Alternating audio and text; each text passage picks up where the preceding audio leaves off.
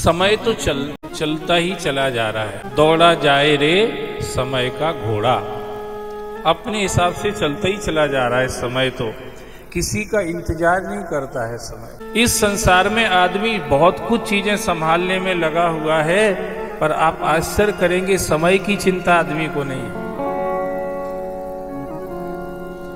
और व्यासपीठ से अगर पूछा जाए तो मुझे ऐसा ही लगता है कि इस संसार में सबसे ज्यादा महत्वपूर्ण अगर कोई चीज है, आप विचार करके अगर देखेंगे तो समय ही है। लिखा रहता है सड़कों के किनारे बोर्ड पे कहीं कहीं, समय ही सोना है इसे बर्बाद मत कीजिए। समय ही सोना बर्बाद मत कीजिए।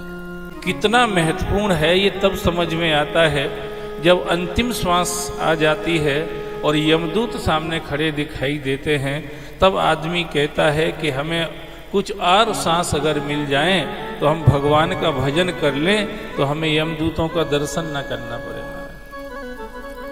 और थोड़ा एक्सटेंशन मिल जाए हमें समय का, पर कोई चांस नहीं रहता। फिर करता था तब क्यों रहा, अब क्यों कर पछताए, और बोए बीज बबूल के फिर आम कहां से खाए। फिर उस समय पछताता है और वो फिर कहे कि मेरी पूरी जमीन जायदाद घर परिवार रुपया पैसा सोना चांदी सब आपके नाम पर लिख देता हूं, मुझे सिर्फ एक श्वास दे दो जिससे मैं एक बार प्रभु का नाम बोल दूं। पर वो चांस हाथ से चला जाता है, एक श्वास नहीं मिलती। अंतिम श्वास जब होगी उसके बाद आप चाहे जितनी दौलत आपके पास होगी पूरी आप दांव पर लगा देना, एक श्वास नहीं मिलेगी, एक श्वास नहीं मिलेगी।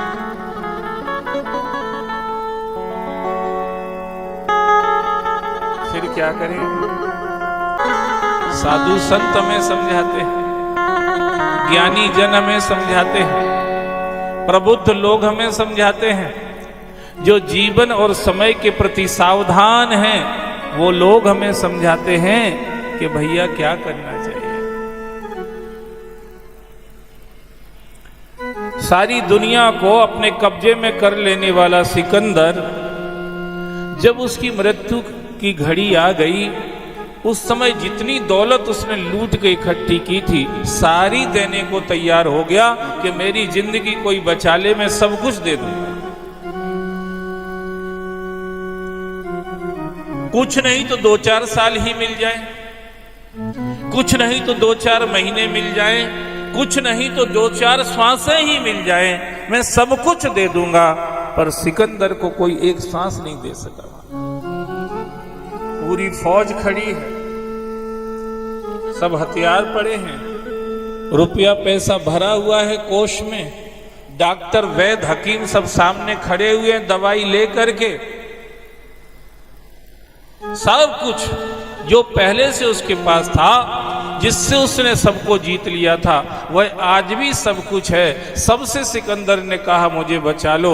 बोले हम शत्रुओं से बचा सकते हैं, बीमारियों से बचा सकते हैं, पर मृत्यु से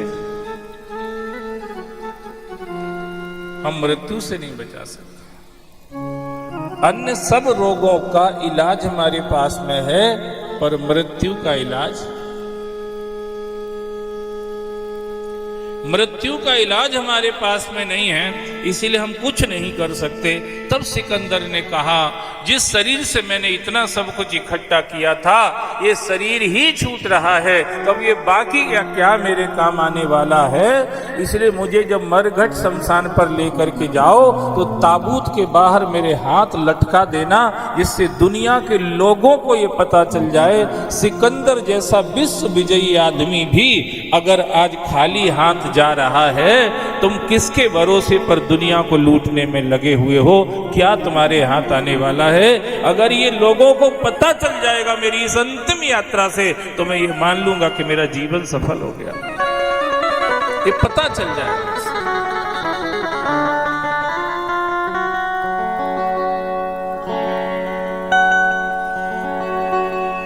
हम छोटी छोटी घटनाएं जो हमारे जीवन के साथ होने वाली हैं, छोटी छोटी घटनाएं उनको हम बड़ा तवज्जो देते हैं, पर जो सबसे बड़ी घटना होने वाली है, जिसको कोई टाल नहीं सकता, उसको हम नजरअंदाज किए बैठे और समझते ये हैं कि दुनिया के सबसे होशियार आदमी हम ही हैं।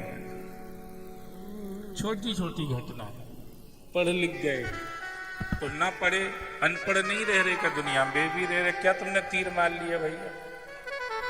छोटी छोटी घटना, पढ़ लिख गए, शादी ब्याह कर लिया, बेटा बेटी हो गए, मकान बना लिया, गाड़ी लाके रख ली, घर में cooler, sofa set, double bed, grinder, mixer, washing machine, sofa, ये सब लाके रख लिए। ये छोटी छोटी उपलब्धियां लखपति, करोड़पति, अरबपति, खरबपति बन गए। पंच, सरपंच, पौर, महापौर, विधायक, सांसद, मिनिस्टर, प्राइम मिनिस्टर, प्रेसिडेंट, ये छोटी छोटी उपलब्धियां, ये सब छोटी छोटी उपलब्धियां हैं। But we are very careful about these events, very simple, very normal events,